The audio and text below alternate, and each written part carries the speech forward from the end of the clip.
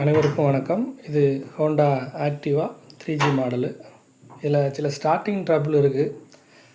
அதில் இதெல்லாம் நம்ம க்ளீன் பண்ணி போட வேண்டியதாக இருக்குது. ஃபஸ்ட் நம்ம ஏர் ஃபில்டரை க்ளீன் பண்ணிக்கலாம். ஏர் ஃபில்டரை இப்போ கழட்டி க்ளீன் பண்ணலாம். வண்டி ஸ்டார்ட் ஆகும்.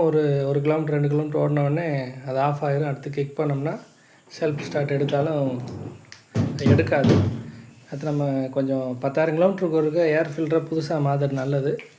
இது நம்ம ஜஸ்ட்டு இப்போதைக்கு என்ன செய்யலாம், அதை கலட்டி க்ளீன் பண்ணிடலாம். ஏர் ஃபில்ட்ரு ரொம்ப தூசியாக இருக்கும். பார்த்திங்கன்னா இந்த ஏர் ஃபில்ட்ரு பூரா அங்கே வெளியில் போனது பூரா அந்த தூசி எல்லாம் அதில் ஃபில்ட்ராக இருக்கும். தூசி பூரா நல்லா க்ளீன் பண்ணி தட்டிட்டு நம்ம மறுபடியும் இதையே போட போகிறோம். ஜஸ்ட் ஓரளவு நல்லா தட்டி க்ளீன் பண்ணியாச்சு. க்ளீன் பண்ணிவிட்டு நம்ம மறுபடியும் எப்படி இருந்ததோ அதே போல் வச்சு நம்ம அதை ஸ்க்ரூ போட்டு லாக் பண்ணிடலாம். அந்த பைப்பையுமே அது கார்பரேட்டரில் வச்சு லாக் பண்ணிடலாம்.